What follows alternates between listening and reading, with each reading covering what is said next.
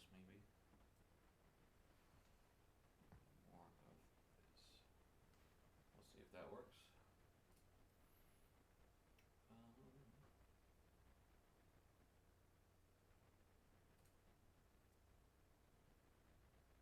Mhm.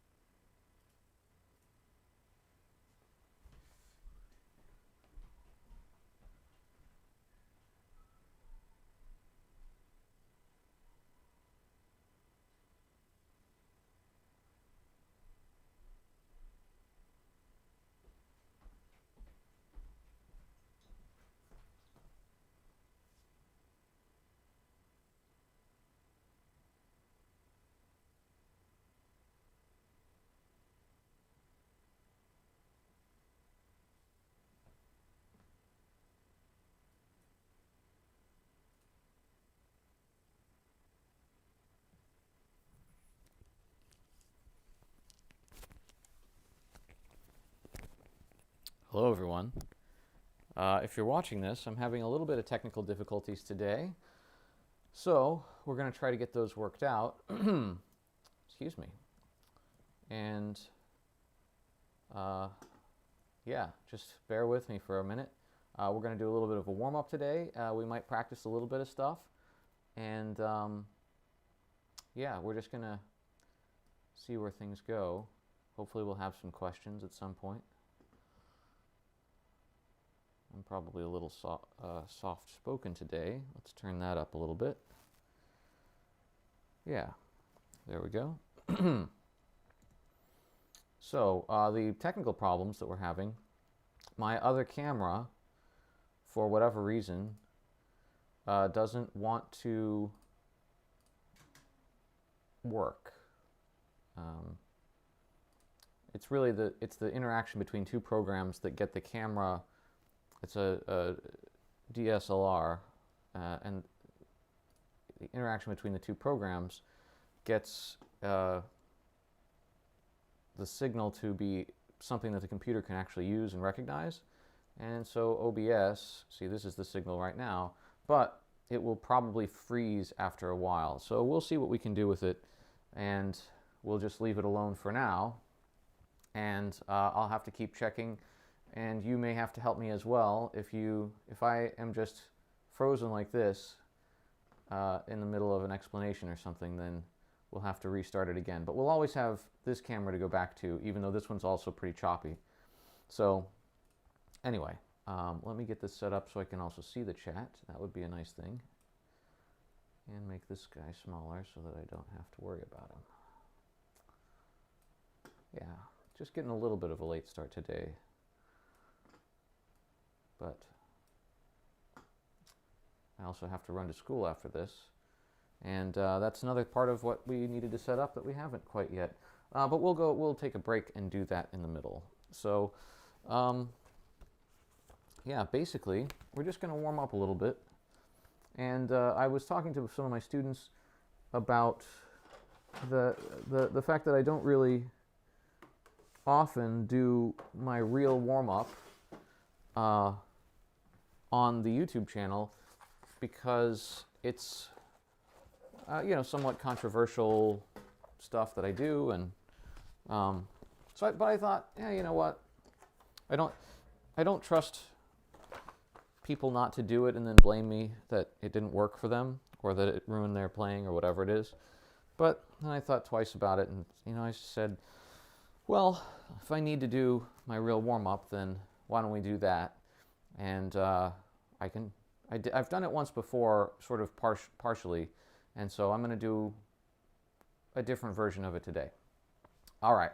So yeah, that's right. It's secret, except it's on the internet forever after this. So we're going to start with our giant tuba mouthpiece, which everybody loves to hate. And we're going to get a pitch here. Let's see. That's an A.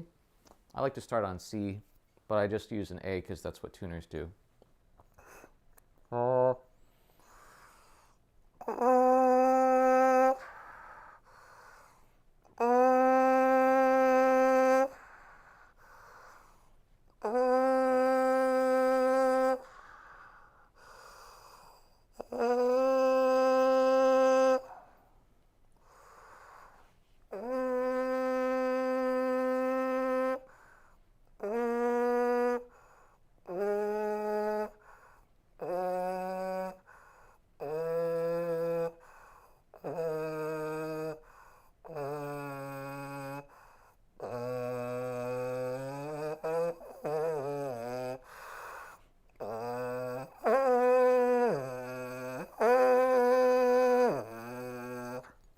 Get off a little bit on my pitch because I focused more on the stability of the note, and sometimes I don't play a perfect half step or whole step while I'm playing the scale. That's okay.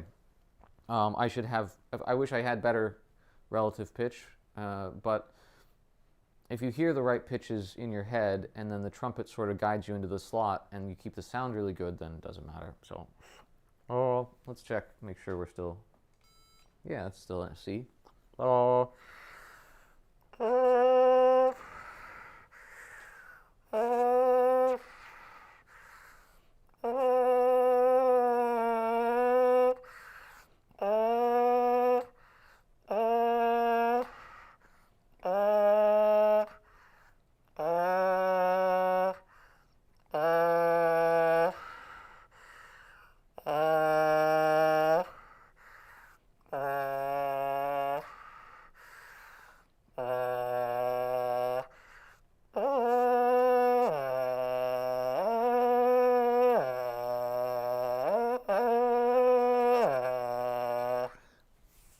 Yeah, not doing too bad today.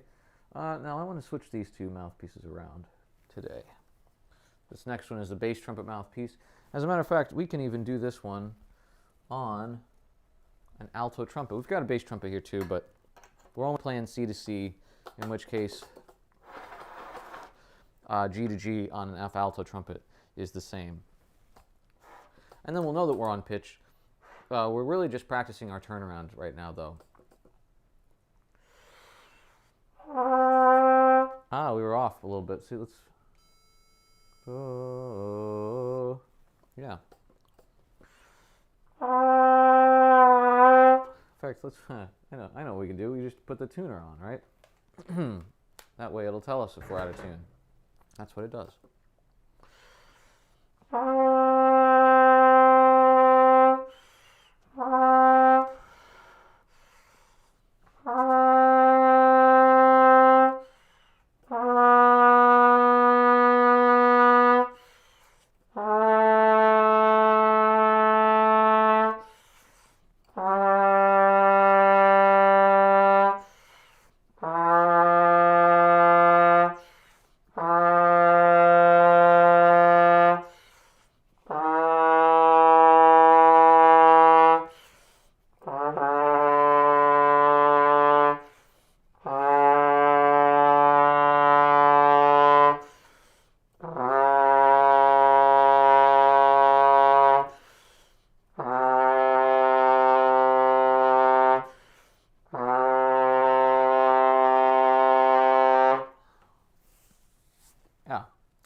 So much harder than on the mouthpiece, but in a good way, I think.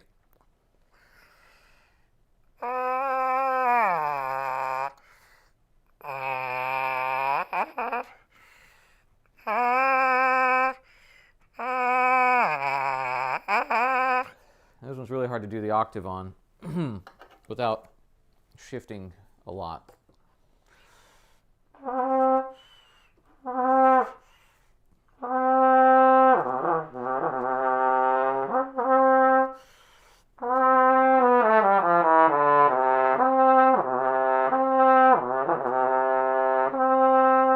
So I have to use my jaw a little bit, which I'd prefer not to do, but what are you going to do? Now, this is a different kind of bass trumpet mouthpiece. It's not really meant to be one. It is a 10.5 CW that has too big of a rim that somebody bored out. So I'm not sure how this even came to be, but I have it. So.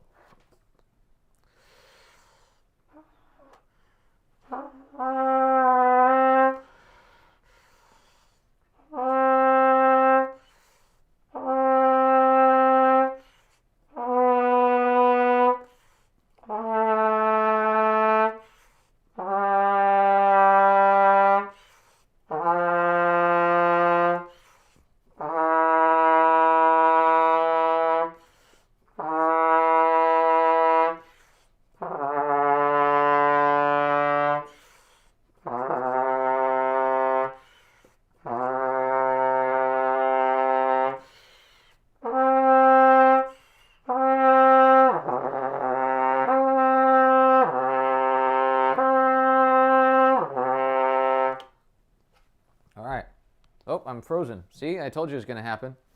My audio won't freeze, but my voice, my visual part freezes. So let's fix that now. There we go. And this was doing it all yesterday. I should have restarted this computer, I suppose. But there's two separate programs that get caught on each other, and I have to restart them both. So anyway, we need to rest, so we'll just rest. And if I have to, I will just use this camera, and I'll just be sideways for most of the video, which actually isn't so bad after all, right? It's just that this one tends to get a little choppy also. Yep, still frozen. It'll just sort of take a picture now. So, all right. Well, we'll leave that stuff alone, and we'll just use this camera, and I'll just be a little choppy. That's fine. So we'll keep going. We're going to keep using this horn because as long as we have a trumpet shank, we may as well. The extra length doesn't do us any favors, but that's a good thing for training our turnaround, which I'm not necessarily completely getting perfect, but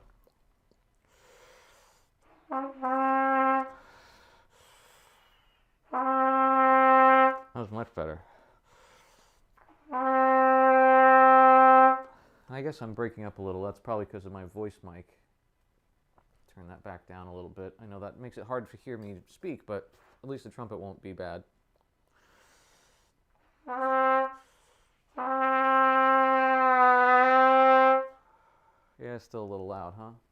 Let's turn those down too.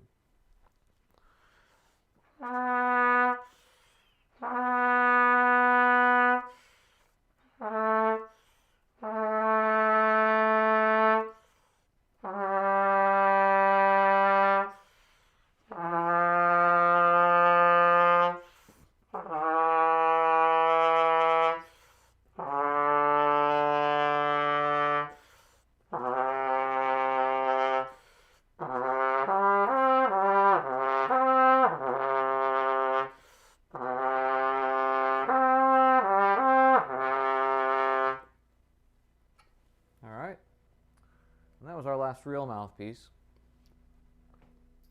Oh, Doc's going to be on a... Well, I don't... I guess I assume that's a TV program on PBS. Yeah, on PBS. I don't get PBS, but I'll have to watch it later when they put it on their online channel.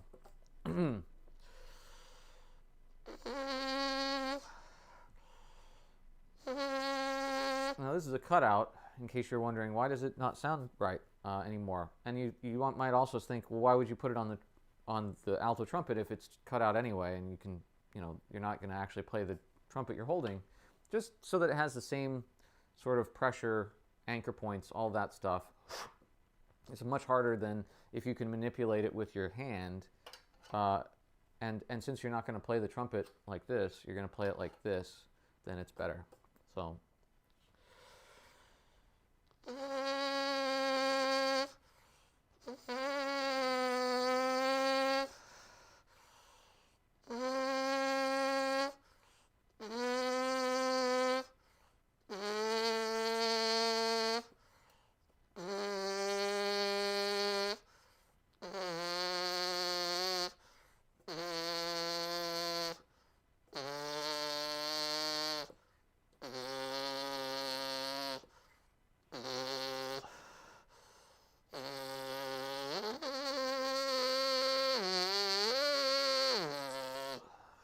So, there we go.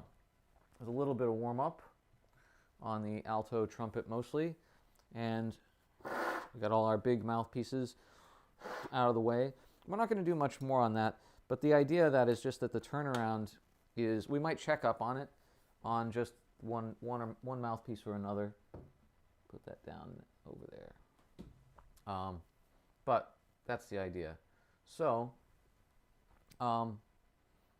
the other thing we're going to do today is we're going to try a bunch of mouthpieces. One of my students is looking into switching mouthpieces, and it's not a great time of the year, but it's also never a great time to try mouthpieces and try to figure it out. So, it's better to try and have something that even if you're not going to play it for your jury or whatever is coming up, it's good to have it sort of lined up so that when you finish that jury, then you can switch to it over the summer and you have tons of time to get used to it.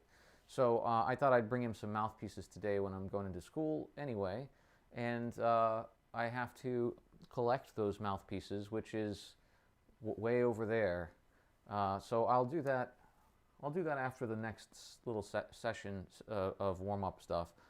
But so far, what we've been doing is we're trying to get engaged musculature that doesn't feel tight, but also doesn't feel weak or loose or anything like that. We want to make sure that the way that we turn around the air turns into a stable note, right? And that's why we do this sort of. I want to make sure that I'm holding enough, but if I hold too much, it sort of jiggles around. If I hold too little, then it gets pushed around, and you also hear instability fluttering around in the tone that way. So we don't want either of those things. We want to just, right, just one straight tone. And that's harder the smaller the mouthpiece gets.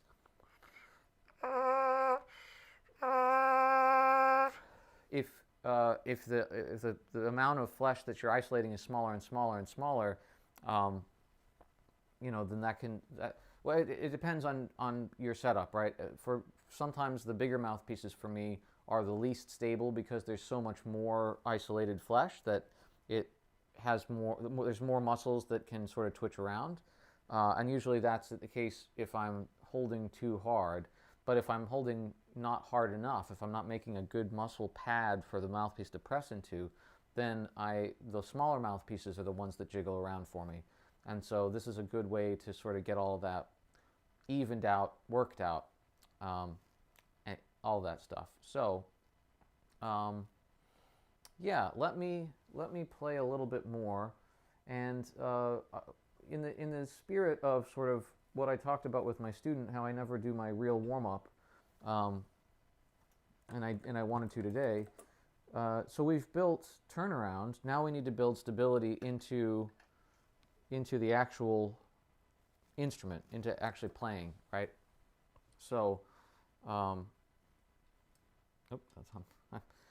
taking out the wrong valve. We'll empty it anyway.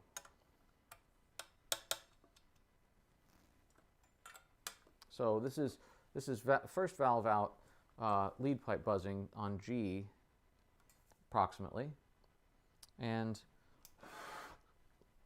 I'm just trying to get that turnaround to become something that's useful in the trumpet, and I want to find that reflection so that I can coming back at me so that I can press into it. That's my goal here.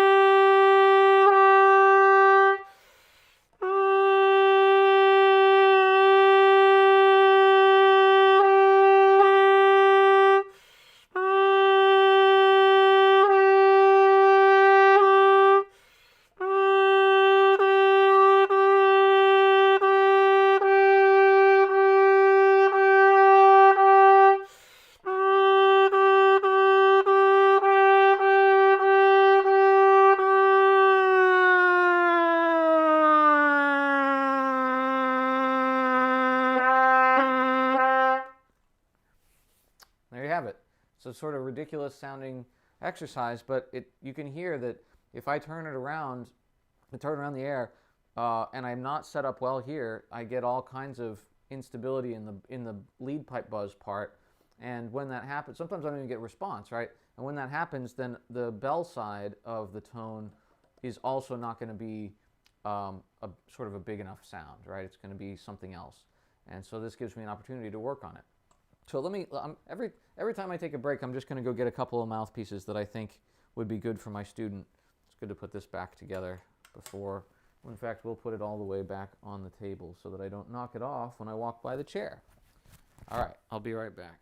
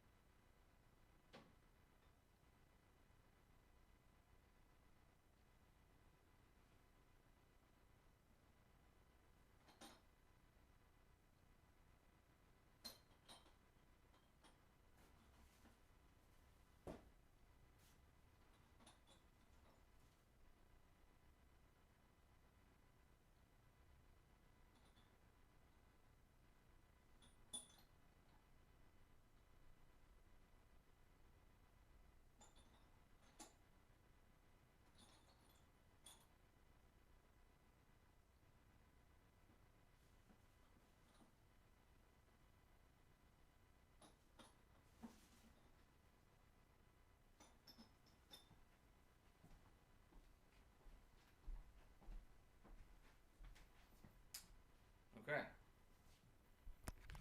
We found 2. I'm going to give him a straight 2, literal 2, and then this is a Yamaha Hagstrom mouthpiece. Kind of an old copy of one, actually. Sort of beat up, this one, but that's all right. They don't need to be in great shape just to try them, all right? So we'll put these away in here, and then we're going to try them out before we give them to them, and then of course we'll sanitize that.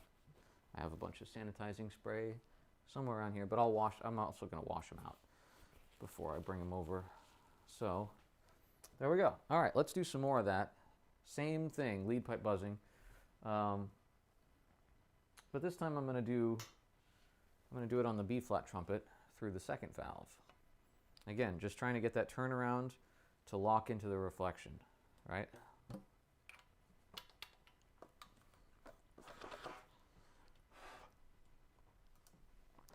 Oh.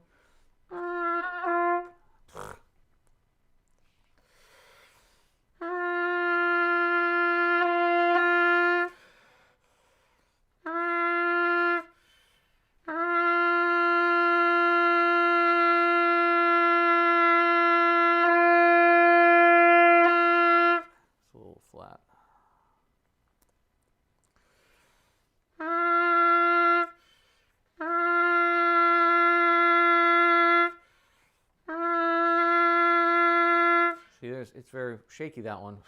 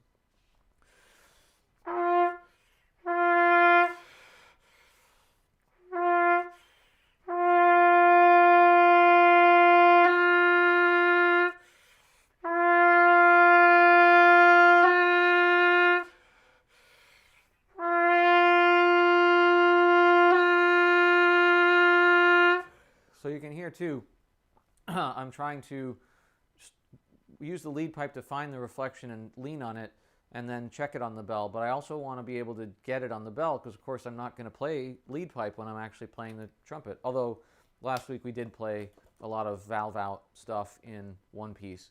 But yeah, that's the idea, is I want to eventually be able to do the G on either one of those trumpets through the bell first, and then check to make sure that that is really a stable reflection. Or if I'm, it's easy to sort of press a little too hard and blow a little too hard, and then that ends up being air balls on the bell side if you try it. So I'm going to go try to find a couple more mouthpieces. I'm also going to unplug this camera and see if I can get it to reset so we can use it again. So here we go.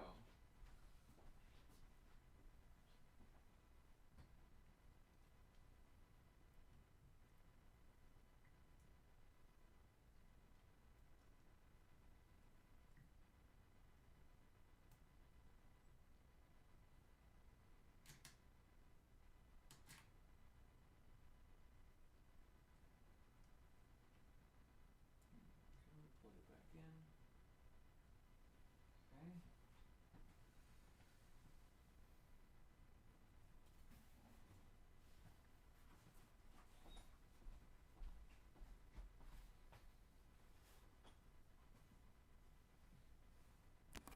Just realized I could bring the mouthpiece box over here.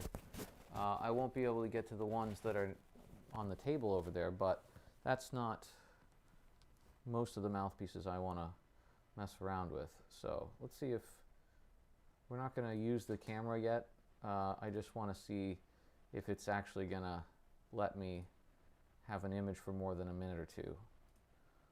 So we're just going to leave it up over there in the corner, and I'll see if it stops moving.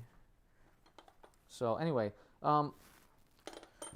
if you're watching this stream later, you might be wondering a little bit about how you select a mouthpiece, and we're gonna talk about that and show you that today, because it's not really complicated. I think it can be. You can make it really complicated, but it really shouldn't be. What's this guy? 3D. Ooh, no, thank you.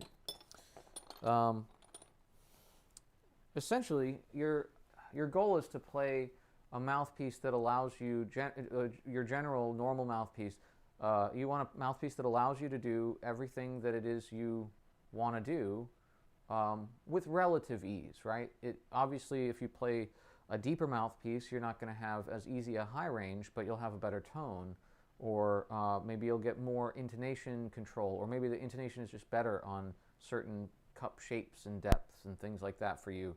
And so it's always this sort of balance, this trade-off of thinking, okay, well, what do I need the mouthpiece to help me do better versus the mouthpiece I'm playing on now? And of course, you can always just work on your playing to improve an aspect, but sometimes the mouthpiece really is hindering one aspect, and it's impossible to get better past a certain point. For instance, if you play a really, really shallow mouthpiece, right?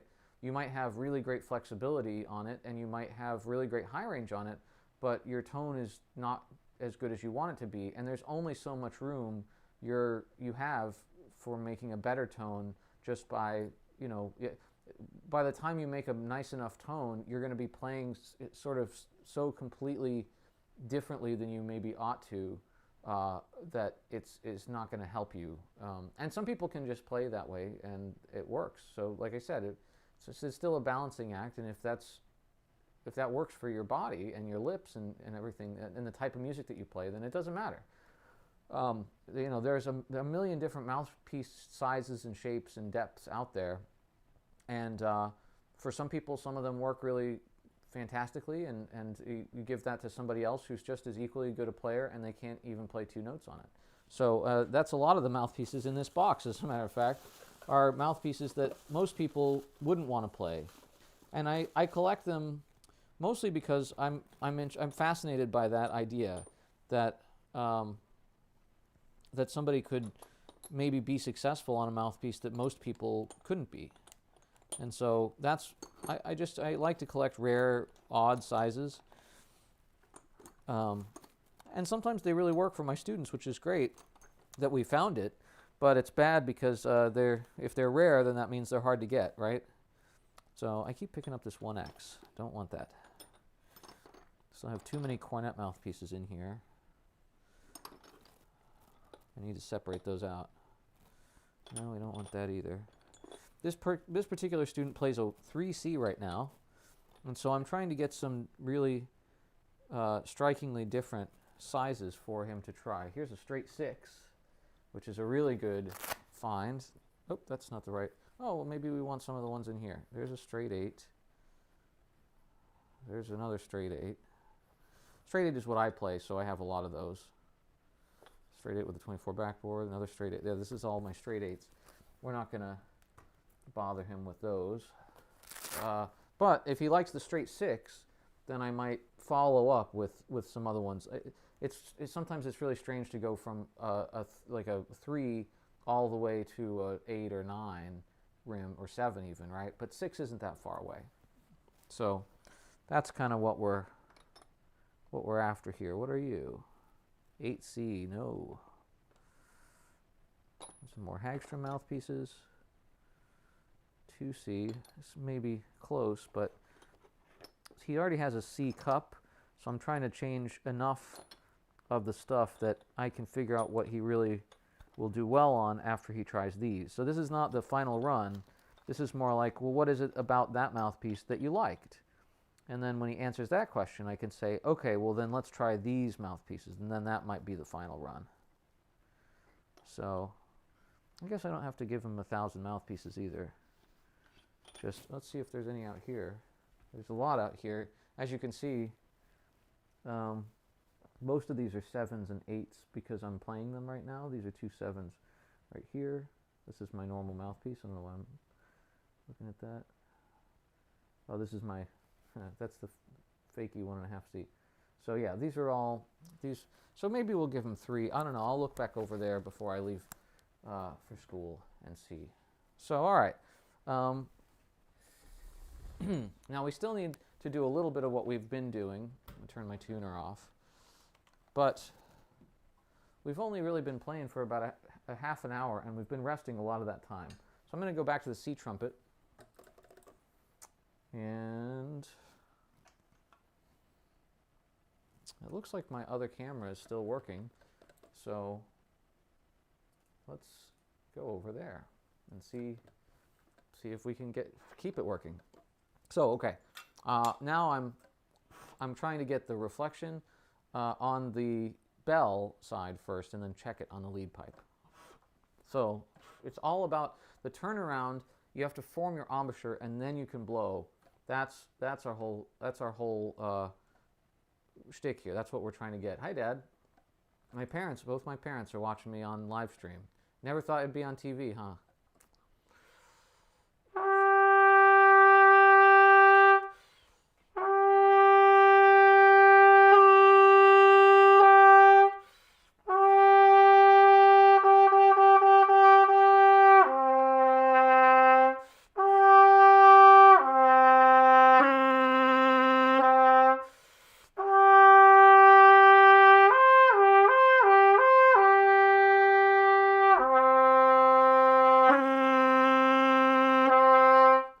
So it's really hard to do this where you don't adjust when you switch to the lead pipe or the bell, because you naturally want to adjust. That's kind of how we play, right? We let our lips kind of feel something, and then we adjust to that, and we kind of go.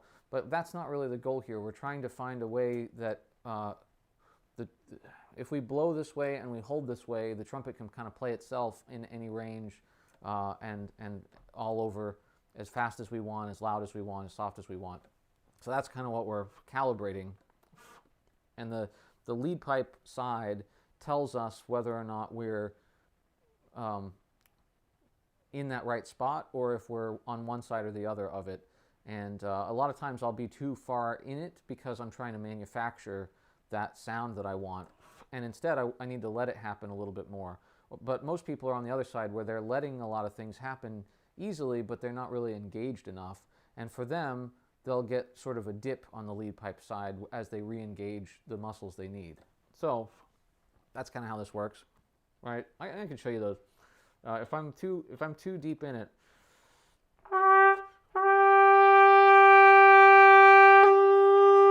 the lead pipe sounds covered because I'm too engaged. I'm using too much muscle just to make that. And it sounds fine, right? It has a nice sound, but that's not so nice. That's a nicer lead pipe.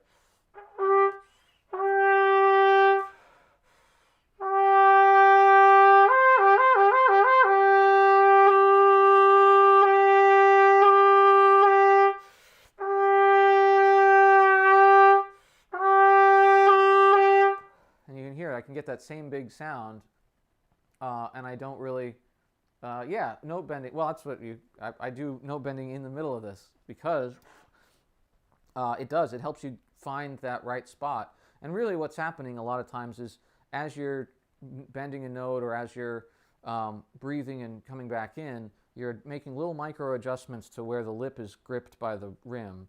And you just need that bend or that breath just to get it just right. What is it? Caruso method, right? They do the 7 magic notes, I think it is, or 6 1, 2, 3, 4, 5, 6 magic notes, right? And that their whole thing is, you don't take your lip off the mouthpiece, but you're allowed to make little adjustments and you're just doing poo attacks over and over, sort of.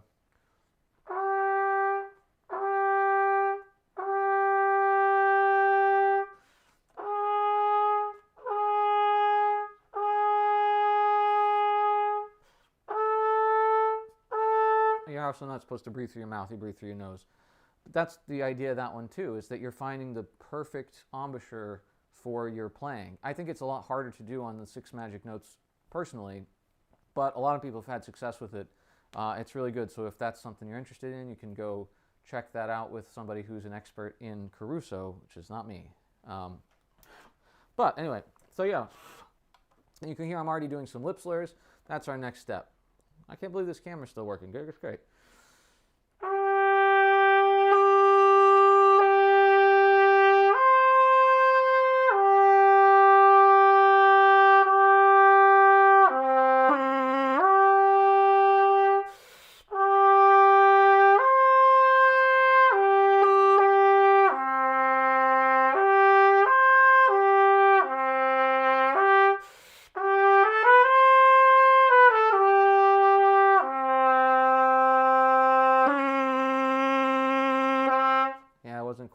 I backed out a little bit. That's all right. Now that's our next step, is we're going to do some slow lip slurs. I like this violin just because it's very simple, right?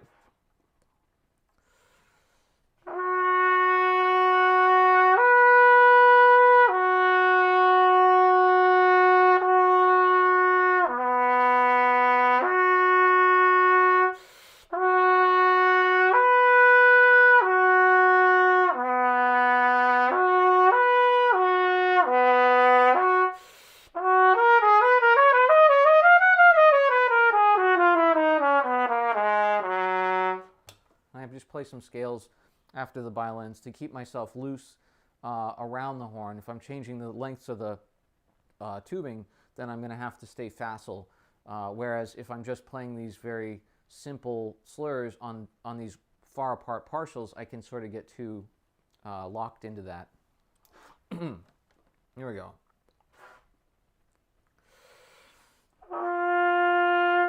Yeah, we got sort of a shaky one there, right?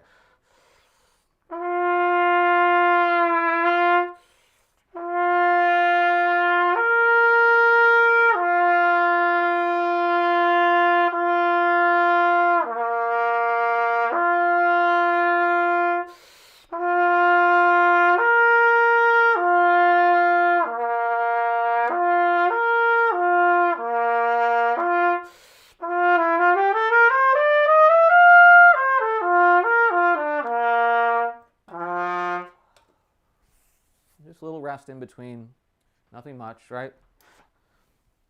I'm also a little sharp because I was on the lead pipe side. The first valve lead pipe thing is a little bit flat, and so if you push your tuning slide in, it pushes the lead pipe higher or up more than it pushes the bell up, because there's a difference in the tuning in the tubing sizes, right? So the same change here makes a bigger difference to the smaller pipe. And so that's the way I get them to be close to the same. They're still not quite exactly right, but.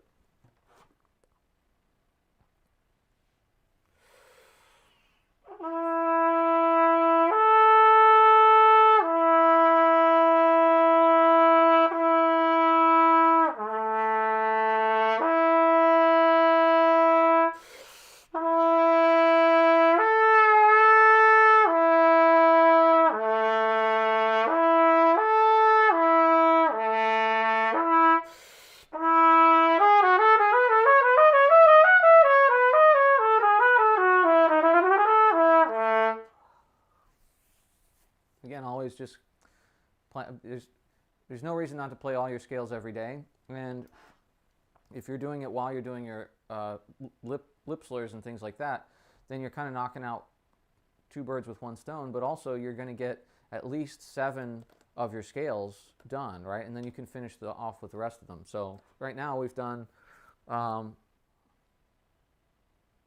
I guess we're always doing the median, right, or the dominant. So we just did E major, right? And so that means we've done F major and F sharp major and G major, although sometimes I play the relative major from the dominant instead. But you could, if you did both, you'd get all the scales, right? All right, let's see.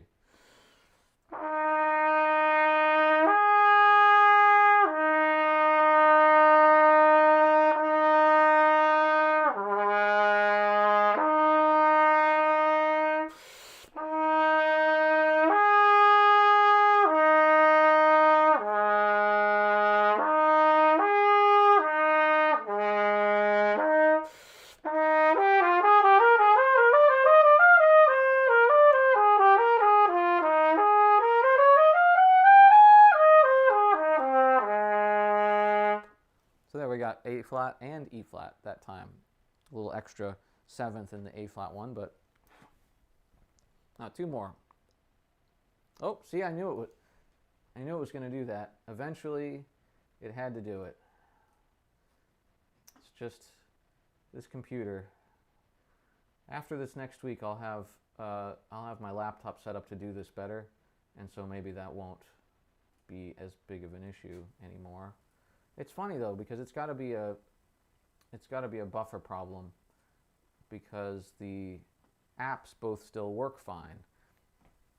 So anyway, two more.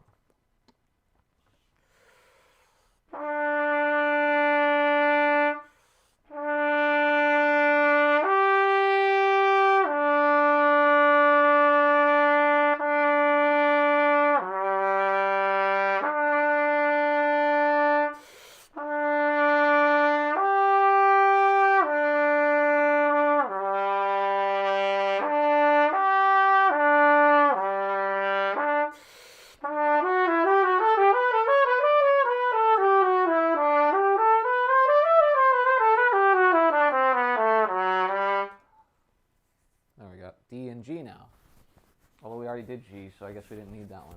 Well, I guess they're going to overlap one thing. Well, that's all right. We don't care.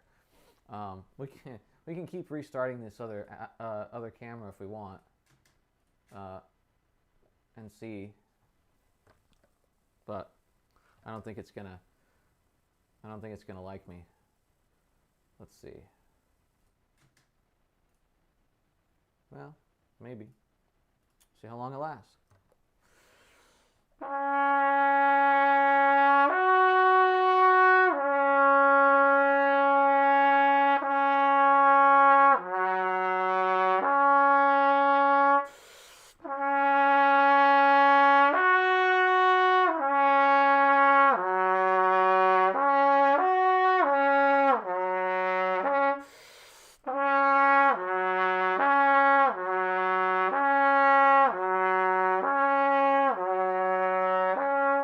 So one of the things that I personally have been working on a lot is my low slurs. I don't need to move as much as I usually do to get them. In fact, it costs me the note a lot of times because I move so much to get down into the low register. And what I'm learning, if you watch,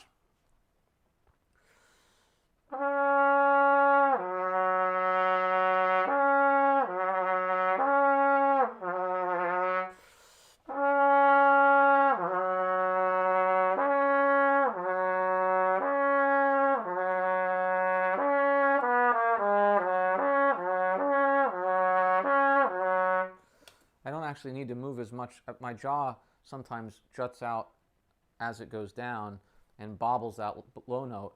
And if I just keep it tucked in fact, I don't even really move my jaw as much anymore if I do it that way. My tongue moves and my lip kind of stabilizes it. So I'm just learning a better way to get there, get down there for me. But anyway, that's enough of slow slurs. Oh, there it goes. See, it was right there. Huh. Interesting. It was also when my AC turned on. So maybe that's the trick. Maybe that's why it lasts a few minutes each time. It could be that the camera doesn't like a change in voltage. Maybe that would be interesting. Not good, but interesting. would also mean that it goes away if I use a battery instead of a battery pack that's plugged into the wall. So, you know, all things to consider. But anyway, we're taking a break now, and the reason is because we've been playing pretty much straight for the last 6-7 minutes. So we don't need to keep going on that. I'm going to go back over to that table over there, bring these mouthpieces back, and look for some more. Dad, since you just got here, I don't know if you're still here, but I have a student who is playing a 3C, and he wants to see if he likes something else better. So I'm going to bring him some things to try today, and we'll see if he likes any of those better. So far we've got a straight 6, a straight 2. What else did we get? Let's see. Oh, and a Hagstrom mouthpiece. Just because that's always a good middle ground. Most people like that one, and they do very well on it for a while, and then they end up getting something a little bit different. So anyway, let me go see what else there is over there. I turned the camera around, except you can't see it. It's not working.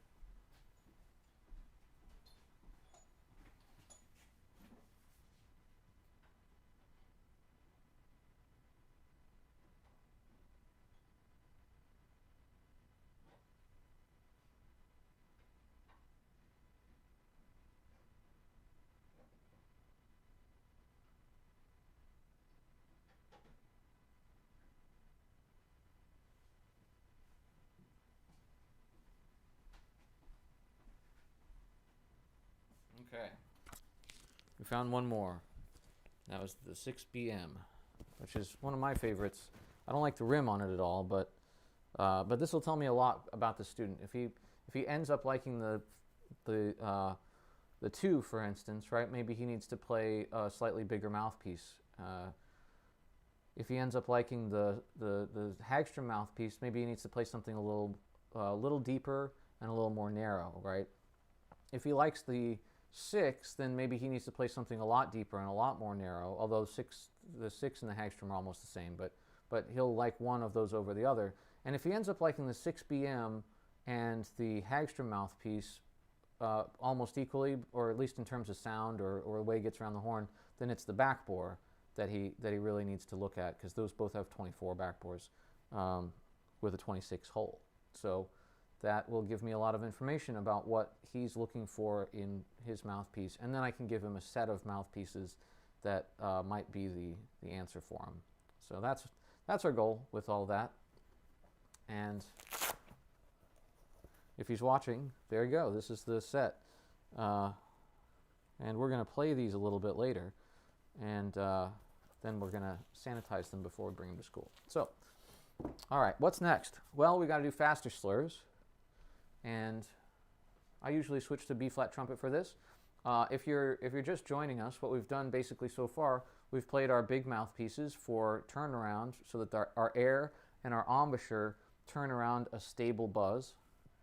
Then we played some lead pipe buzzing on the C trumpet to get that stable buzz to connect to the horn. And then we did that same thing on B-flat trumpet. And then we went back to C trumpet to do a little bit more of that. And then we transitioned those lead pipe exercises on the vented valves into violin number 1, which is just very slow slurs.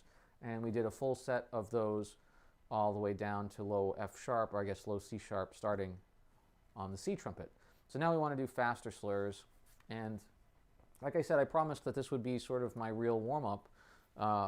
This is what I do most days. I do different amounts of some of these things, so I might do an extra set of lead pipe buzzing on the C trumpet or the B flat. I might do less of that stuff because I feel really good about it right away. I almost always will do violin slurs though, because that's one really important way for me to calibrate and sort of calm down. You know, it's easy to move too much towards the thing that you're trying to do. And the violin exercise gets me to calm that down so that it's smoother and I just move the exact right amount. I'm also going to drink water because we haven't done that yet. All right. And we're also going to test this theory that I have about the voltage problem and see, right now the blower is blowing in my house. Okay.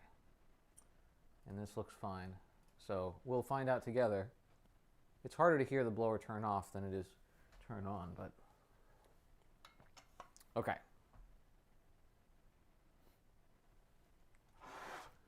So we're going to do some faster slurs. I always do my dad's slurs. I call them Vince slurs because that's his name.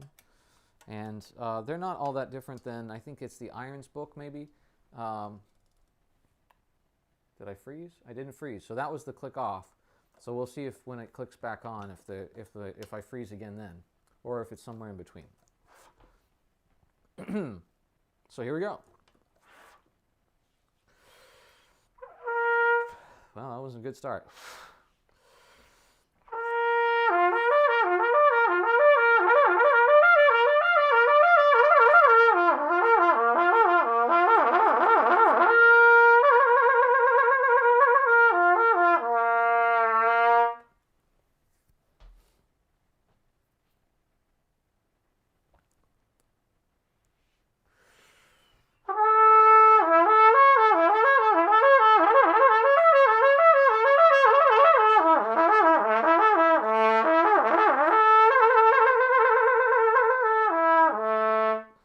One of the things that I know, if I get the lip trill at the end really good like that, I know that I set up my turnaround embouchure really well. If I don't get the slur at the end, or the trill at the end, then a lot of times I'll notice that the slots are feeling a little bit wide, and that usually means that I'm set up a little too open, right? If it's hard for me to get from slot to slot, then sometimes that's too closed, but it just means I need to adjust, right? I don't need to overthink it.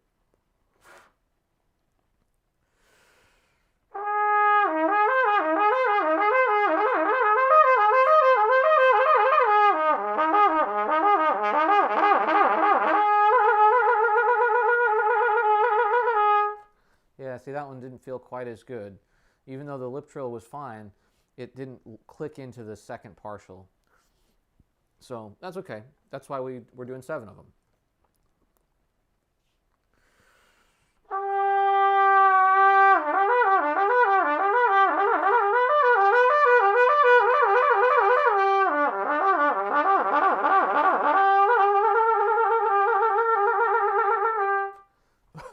I ran out of air there.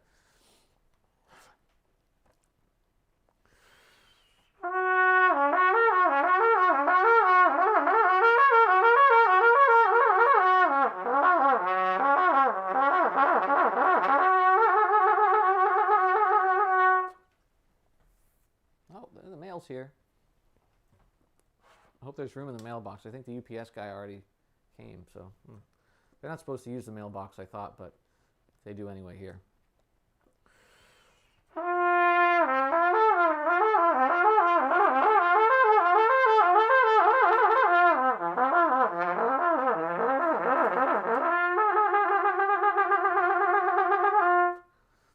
Low G is sort of bad, but I'm really trying not to jut my jaw forward just to get it to come out, and that's why I'm using the computer as a mirror to see if I do that too much.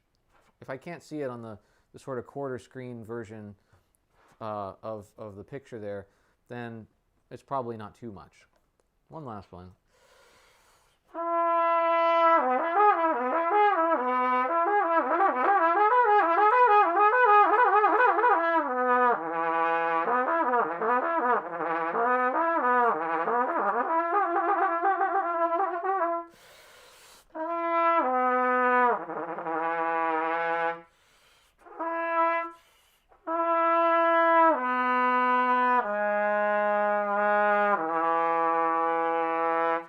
It just needs work. Anyway, there we go. Fast slurs done. Now, a lot of times I'll do high range next, and I just need a small amount of rest before that, because it doesn't really take a lot out of you to do fast slurs if you do them the right way.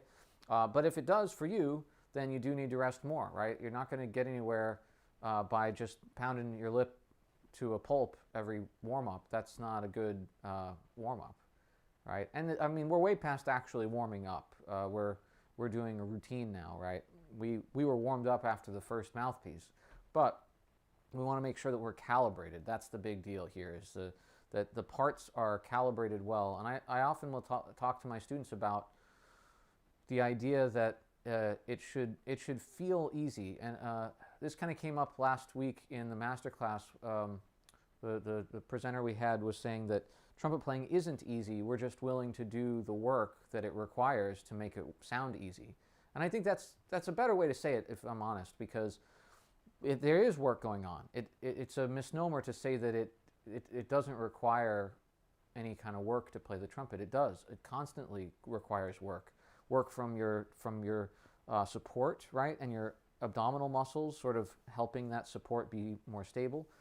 Work from your, well, essentially that's pushing on your lungs, right, so that you're expelling air at a constant rate, and that takes sort of mental work to make sure. We also have, obviously, what most people would call the embouchure, which is just all of the muscles surrounding the mouthpiece and behind the mouthpiece, right? But we've also got tongue position, jaw position, all that stuff. I would consider all of that the embouchure, because if any one little part breaks down, it seems like an embouchure problem, right? And it is. So all of that sort of together has to be the embouchure. And that's what we're working on. We're working on making a better coordination of all those parts so that the notes come out easier, and that feels easier to us because we've done the work necessary to keep it all working, right? And then what we're learning is how not to change that as we change ranges and dynamics, and as we move faster or tongue or do anything else. We're saying, okay, well, yeah, what else do I have to do to keep this in that same exact working order? And that's really it. There's no more complication to it. You can get really detail oriented and complicate that scenario, and I think a lot of people do, to their detriment. I like to think about how the parts work and really be sort of tinker with them individually, but when I don't know why something isn't working for me, I stop thinking about it, and I just try to make it sound nice and feel easier. And usually I'll find that, my bottom right corner was not doing its job, and no wonder nothing worked, right?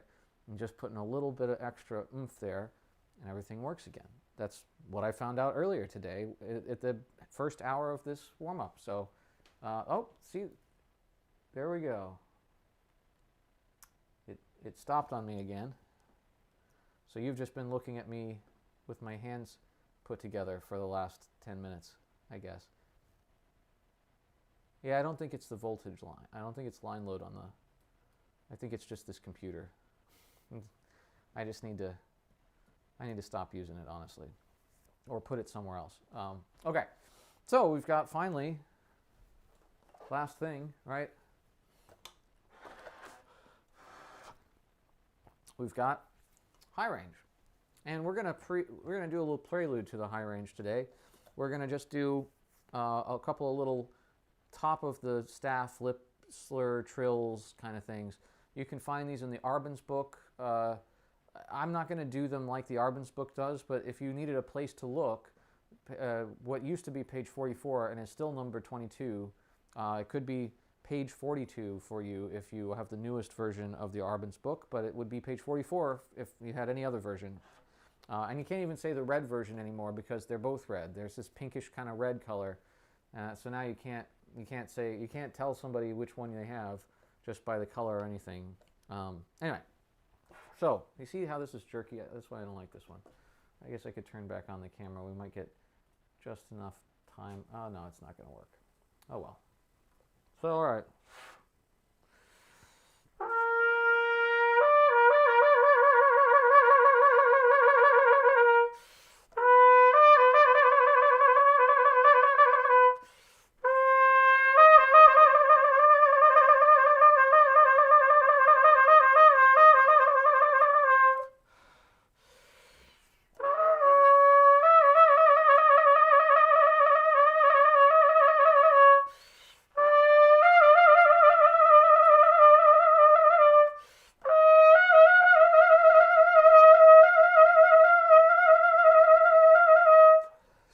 I'm trying to just get the air in the right spot so that the notes go kind of on their own back and forth. And I still want to try to control them, but I'm not going to try to make it this note and then that note and then this note. I want to just sort of let it go as fast as it can go, and then I'll try to regain control, so to speak. So now we're up to the beginning of the high range exercise, right? I'm not going to do a bunch of these. I don't do them all every day because I don't need to play double high C every day. I just need to make sure I can play into the bottom of the extreme high register. So.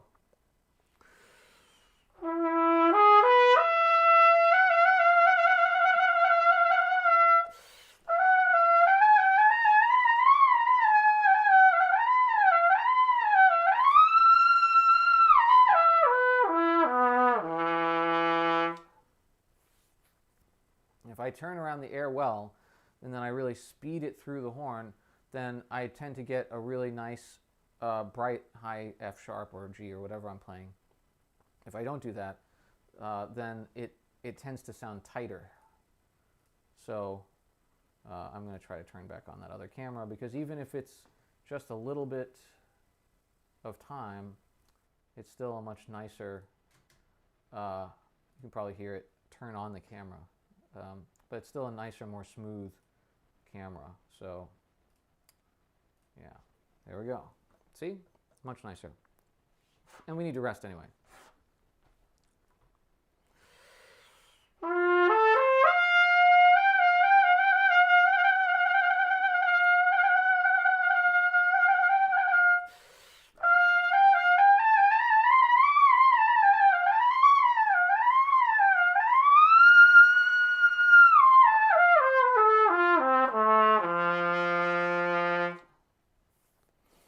Not bad so far.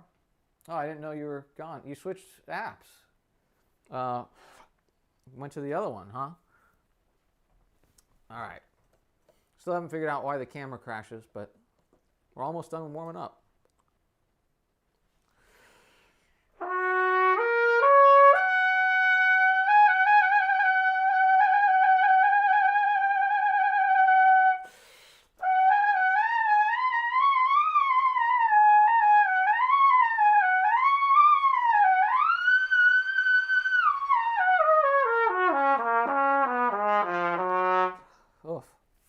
A little bit saggy in the low register there. I just kind of gave up, I think. Let's see if we can do A today. A would be a good stopping point, especially if we're doing them kind of rapid fire like this.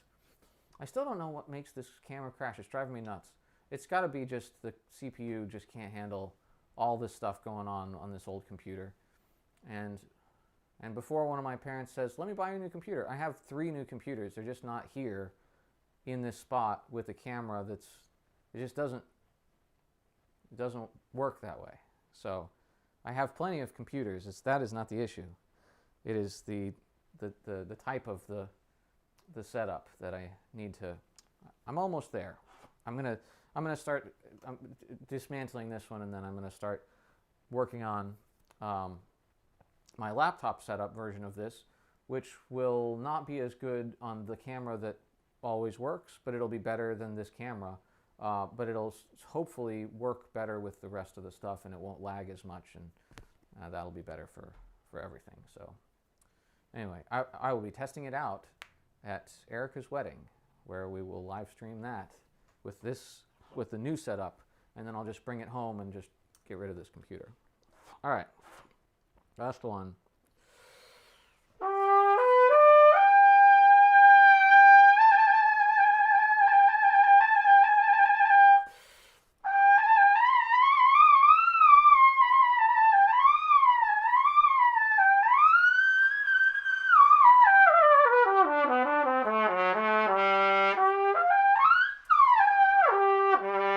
Almost. Oh, maybe it just doesn't like high notes. Maybe that's the secret. The camera just doesn't like it if I play anything above the staff.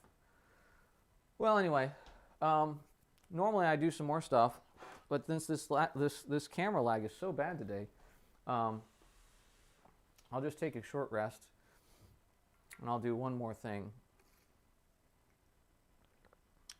which is going to be trill tones. And a lot of times I'll do a color change exercise as well. I guess we could try to do both of those in sort of short order here.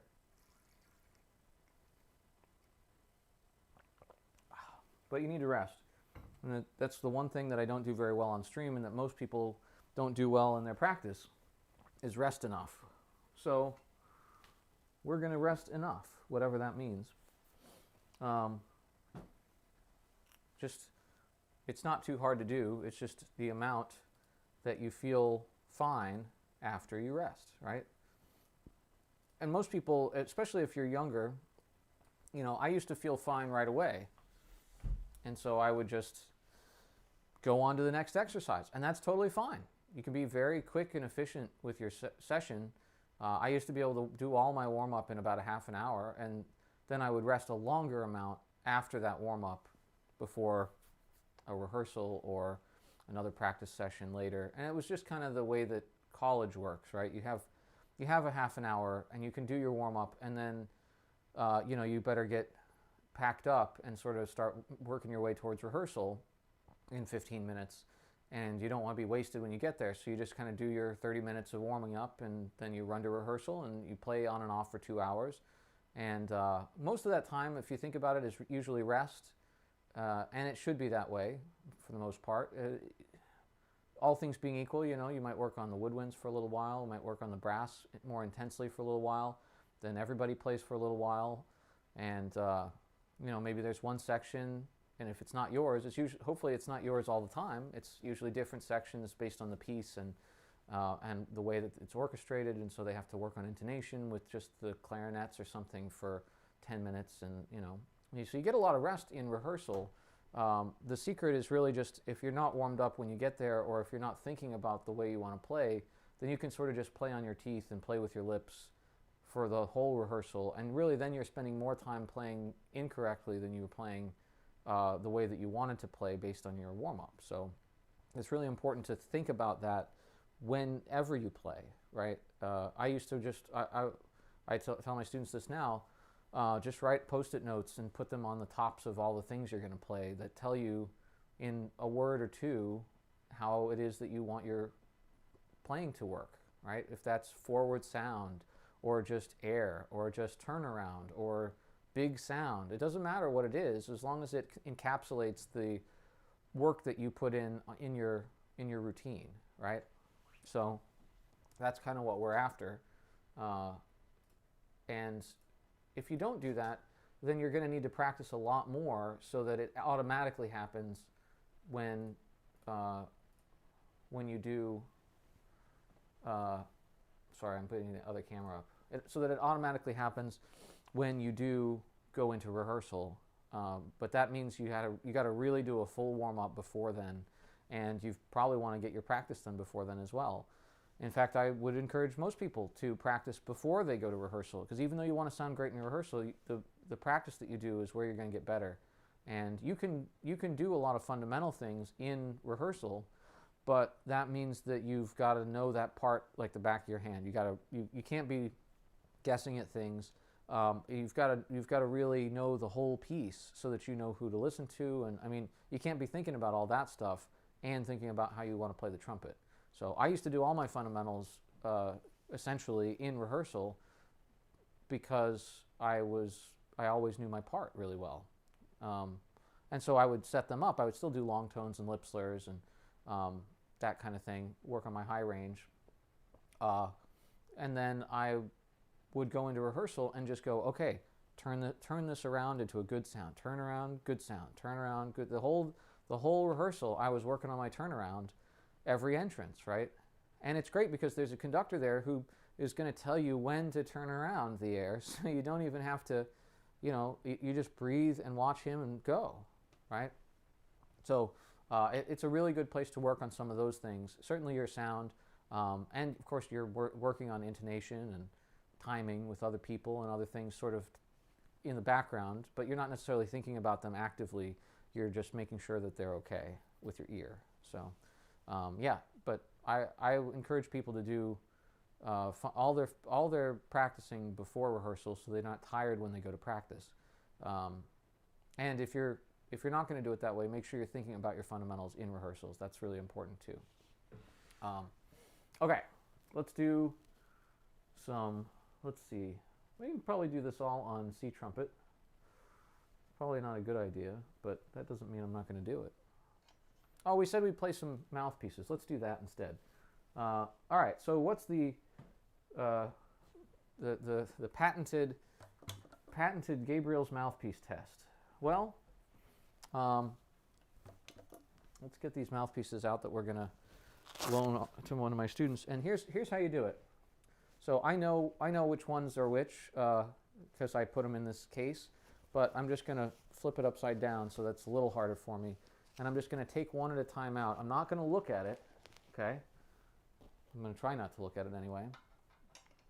And what we're going to do is I'm just going to play a B flat major scale on it, right? R B flat. So I got to get kind of situated. I don't know what size this is or anything. I just got to get situated.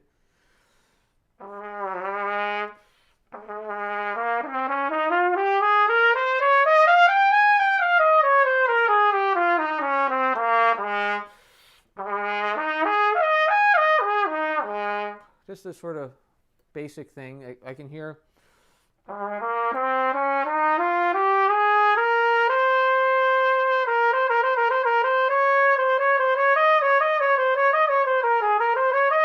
right, I can hear if those notes are really out of tune on this mouthpiece. They're not, right? The D was easy to put right in tune. The F was not too sharp, and I could bring it back down. The E flat was not bad. All right.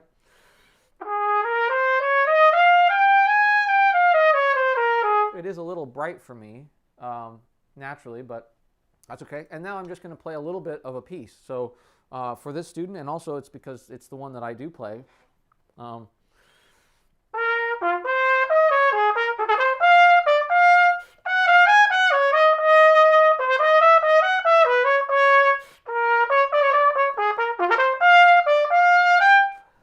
then just evaluate what that sounded like and whether I like the way it feels. I feel a little tired from it. If I had to guess, I'd say this was the 2, a straight 2, because I also know what's in there. So we're going to put, how are we going to do this? I'm going to put them back here in an order from left to right. That way, I don't know, I can find out which one is which. So I think that was a straight 2. It was a little bright for me, but not looking.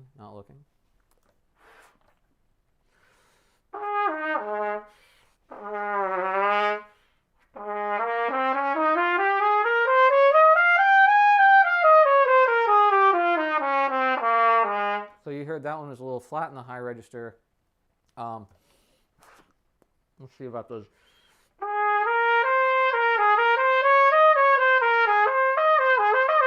It's also slotting really hard. I guess this is the straight 6, perhaps, but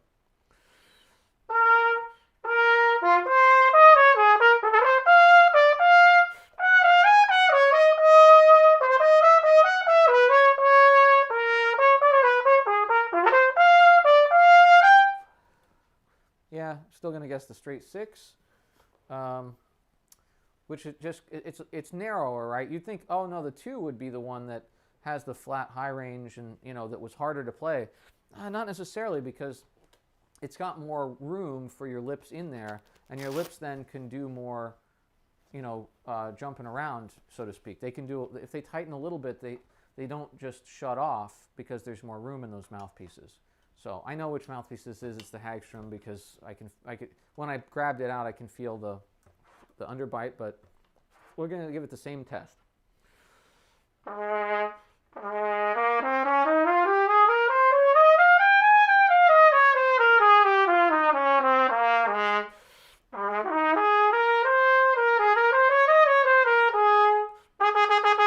Should also tongue a little bit.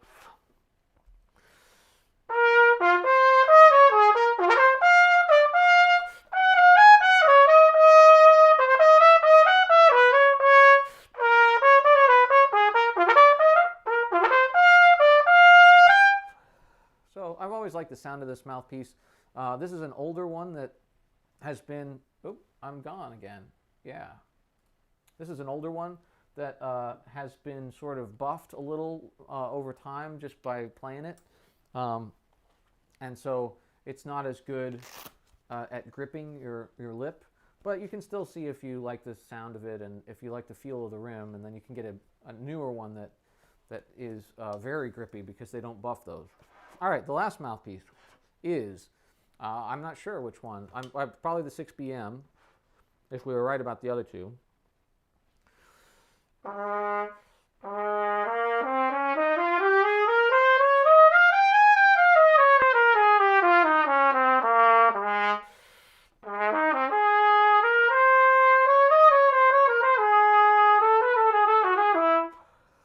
Okay, and then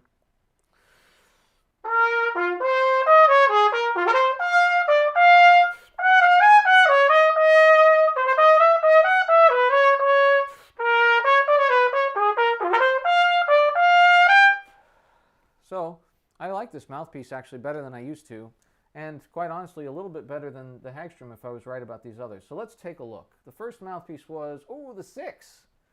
I was wrong already. And then the second mouthpiece was the straight 2. So it was the way that you would expect it to be, just not the way that I felt like it was. No surprise there. Then the Hagstrom, of course. And then this is going to be the 6BM. Excellent. So now, what we should have done is started with my normal mouthpiece, but we played it a bunch just now. So, but I'll do the same test. Who knows? Maybe I should try one of these other mouthpieces instead. Right, but this is a copy of a straight 8.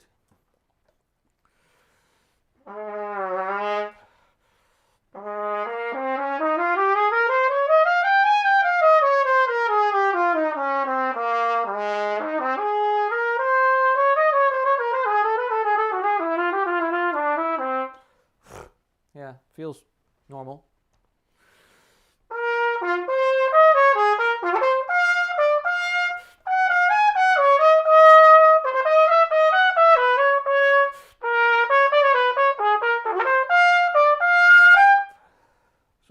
Contained sound in this case than the 6BM, and that makes sense. Although this also has a 24 backbore, but instead has a 28 hole, which helps me control things a little bit better. And the 6BM is a shallower cup, right, than the straight 8, and so I was getting more brightness out of that cup. So if I wanted to, I could play this.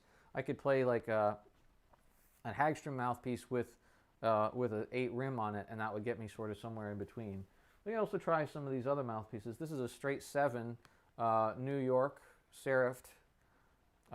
This is probably roughly, this one doesn't have deep stamping except for on the 7, so I'm going to guess this is probably early 40s.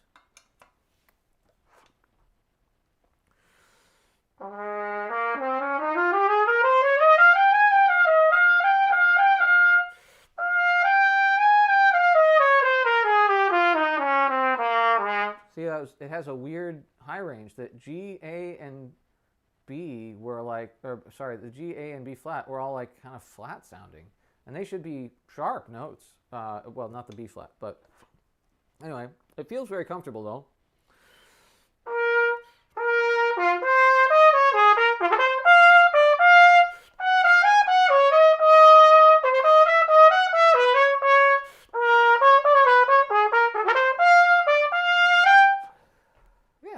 I could play this mouthpiece, no problem. It's a good mouthpiece. I loaned this to a student for just over a year and finally just got it back. So now here is a different New York serifed, sans serif 7 with deep stamping on the 7 as well. So I believe, if I'm not mistaken, and I very well could be, let's actually take a look. You can just go, the thing you want to type in is dating Bach mouthpieces. And you're going to find, there's a couple of them, but they're both the same website, trumpetjunkie.com. And it shows you examples of these. And so, for instance, this is a, get it, see if I can show you. It's very hard to see on there, but you can see Vincent there, right? Vincent Bach. And you can see that it doesn't have serifed font. If you don't know what that is, it means that there's little flags on the ends of all the letters. And so this is a squarer font. Period after the P. Yes, we have period and then comma. Period is kind of square and tucked next to the P. No, that's not necessarily what we have. That would have been 70s anyway. This is a New York. I don't know why I was looking at that. So you just keep going down, see, and they keep showing you different, and you just kind of hold this up to the screen and go, is that what I have or what? So we need New York, corp dot comma, do not have serifs, late 40s to 53. So actually this one is a little bit later, and that other one we just saw, that one was a serifed typeface. This is the gold one. Yeah, a serifed. See if you can, if I get it in the right light, maybe you can see it. A serifed typeface. Yeah, the Y is pretty good. And it's got a deeply stamped, oops, there's a piece of paper on there, 7, that is also serifed, which probably puts it around early to mid 40s. The earlier ones, you might say, oh yeah, this is definitely 30s, but the number doesn't have a serif in the 30s. The number does have a serif in the 40s, so that's how you know. Anyway, let's try this other 7, and it's good. You can hear this test of mouthpieces is good because it basically doesn't waste your lips. So you can try a lot of mouthpieces in rapid succession and still kind of get a sense of what they do, instead of trying 40 mouthpieces all for half an hour each and then you're wasted, right? So, all right.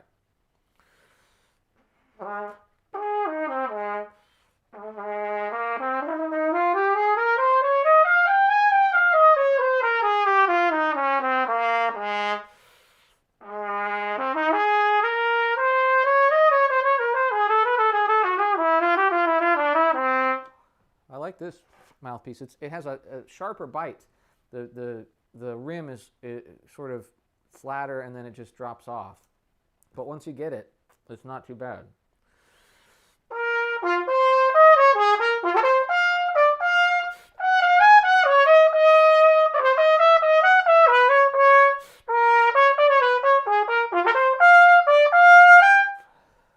Yeah, really not bad. So there's that one. We can also try if we want. Let's see what else we got here. We've already tried my normal mouthpiece. This is a very early New York Bach 8 with whoop. Oh, that's right. I can't try this one because it doesn't stay in the horn. I can play it though on the other trumpet that doesn't have a real receiver. The French bassin is what I normally use this on anyway, and it fits perfectly on there. And it's actually pretty contemporary. This one, let's just, since we got it opened, this is a 1920s New York with a screw rim. And I'm not sure when the screw rim actually happened. The under part is almost definitely early because it doesn't have a letter name on it. The rim has the letter name, but it was definitely cut together. You can feel there's a little bit of a lip, but not more so than the machining probably could have done back then. So that's what that is. All right, let's try one more time.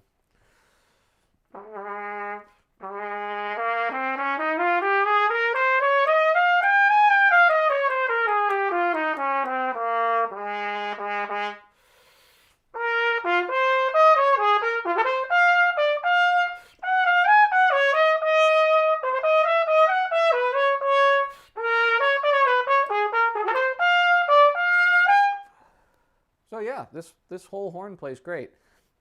And this straight 8 has a rim that's very close to the rim that I normally play. So that's why it plays very similarly, right?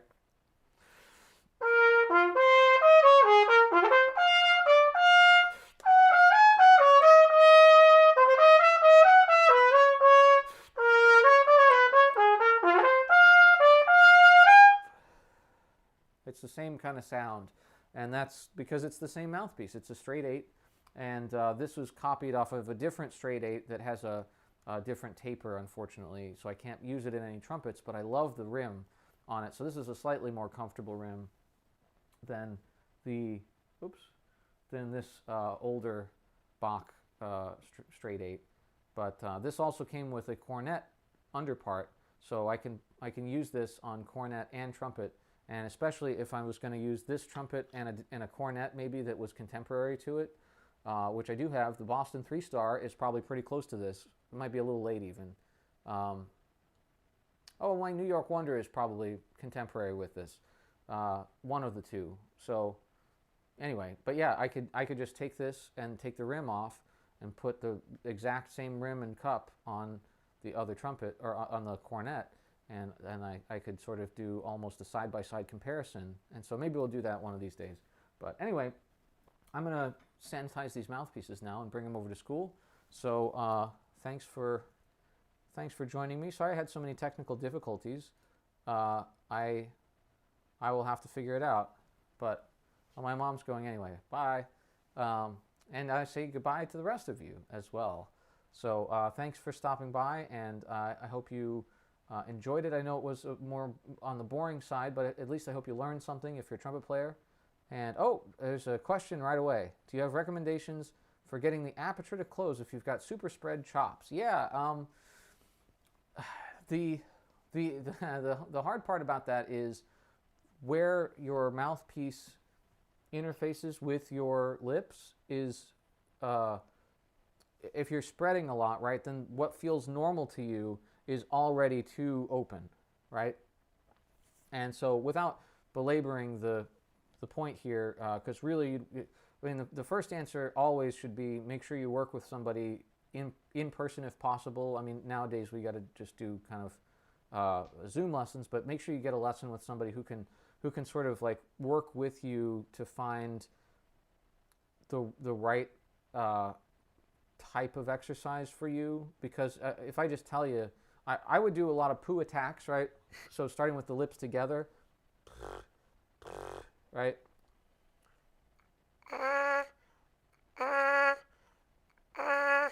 And that's just really soft like that, and really, I don't care what note comes out.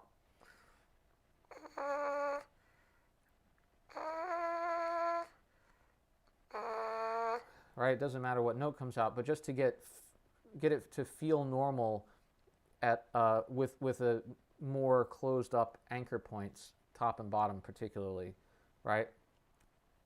Oh, good. C number 761 arrives Tuesday. Yeah, that's got to be. Well, I'll definitely have at least one 7 or 8 mouthpiece that will coincide with that horn, I think. But anyway, back to Joey's question. So yeah, I would do some exercise like that. But the other issue is that your when you describe something that you're spreading, right? It's usually it's usually not just related to the way that you play the first note that you're going to play, right? So you do want to set that up right. Just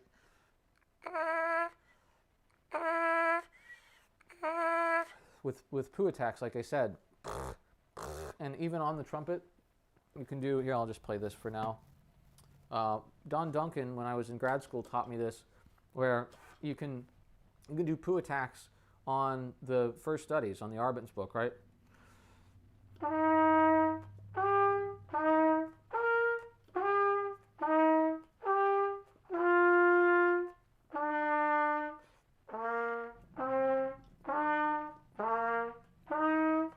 I sort of thought he was crazy, but it does really help bring things together. I think what helps me even more is cutout buzzing, where I really don't use any air. I just go.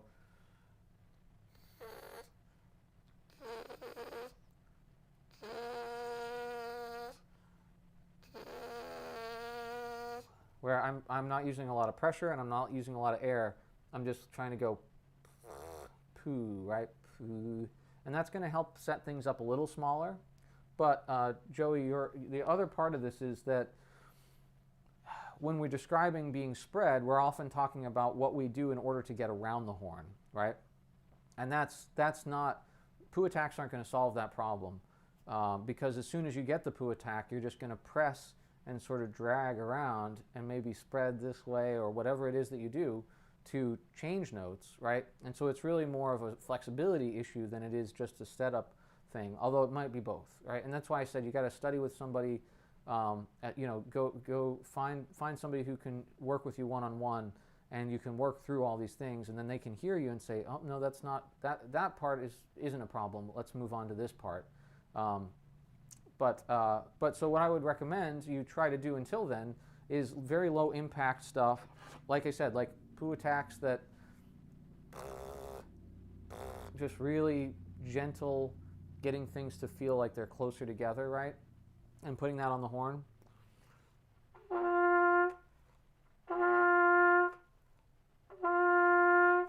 Right? Just real soft, real easy. And then I would recommend stuff like John Daniel's special studies.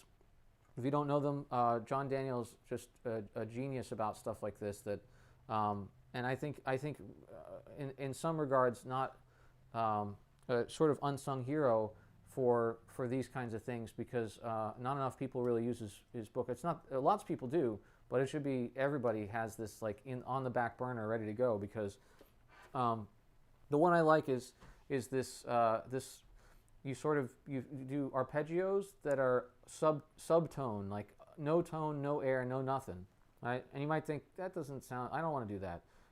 You do, you trust me on this. So something like,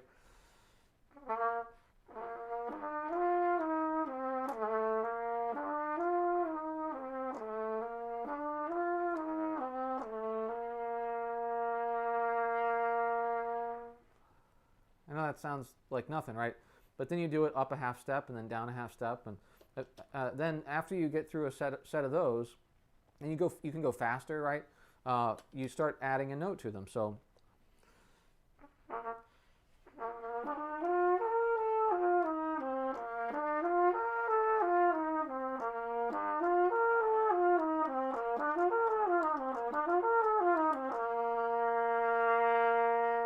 and you do this little swell at the end, and then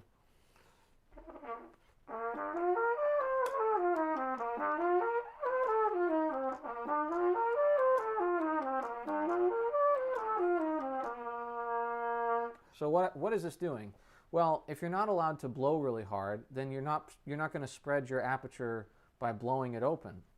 If you're not allowed to, if you're not even playing with a full tone, then you're not going to crush your embouchure with pressure in order to clean it up, right? So it's nice to just, and what I would recommend instead, if that's too complicated or you're not sure, I mean, it's really just extending the arpeggios up and down, like up a note for both sides of it, right? And you're just doing the tonic and dominant sound of those, right? So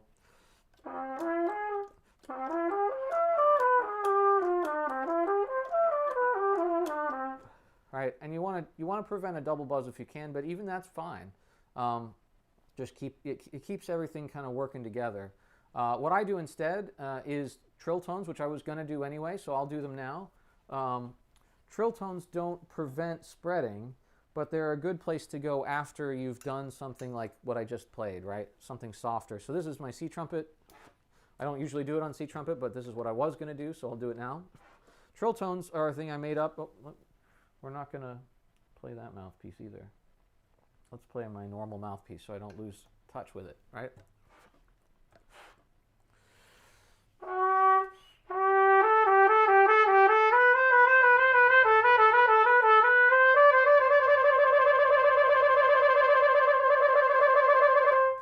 Make sure that C to D works really, really well. And the way you do that is to be perfectly in balance, so that if I'm pressing too hard or spreading, I'm going to get an E more often than a C, right? When I let up the valve. If I'm tightening up too much, same thing, right? If I'm using my lips too much in general, but they're a little bit not stable, then I'm going to get a random, that's just too loose, right? So I need the proper sort of, I'm ready, but I'm not too tight, I'm not too loose, relaxed, and my air and my tongue are doing all the work.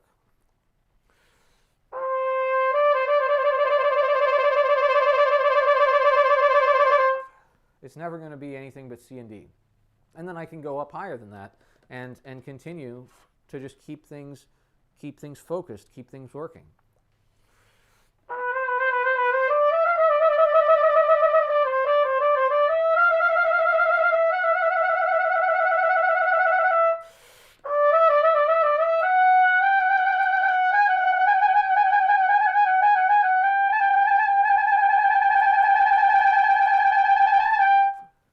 Right?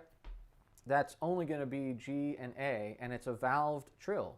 And I've been working on A to B. Can't quite do it yet.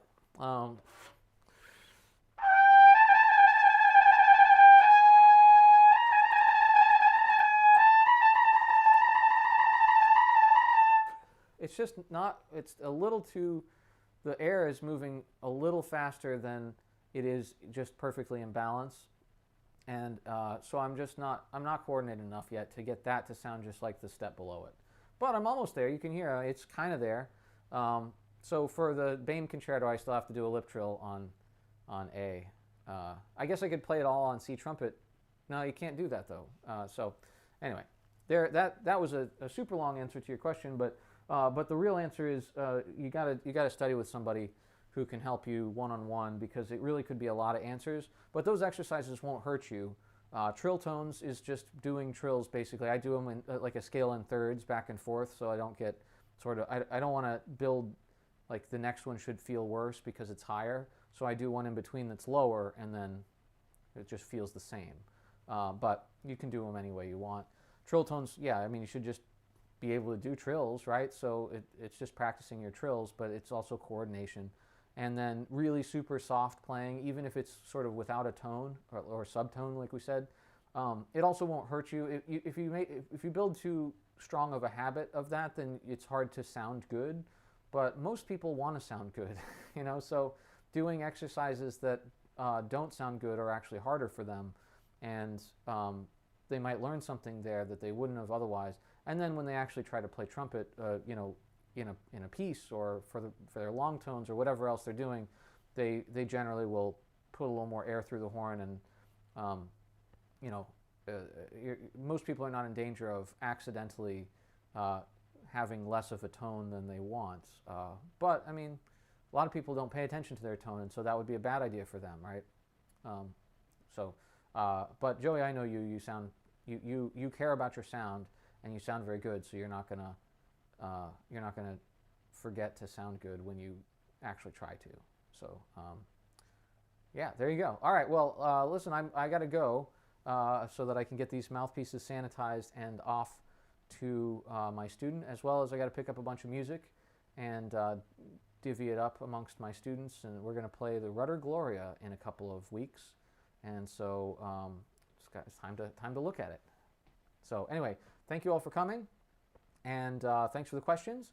And I will see you. I won't see you next week because I won't be here. I will be away, but I will be back a week from then. So every Friday except for the next one. And maybe I'll stream. I'll probably stream in between. I'll do something on maybe Wednesday or Tuesday or something like that. So put it up something that week. All right.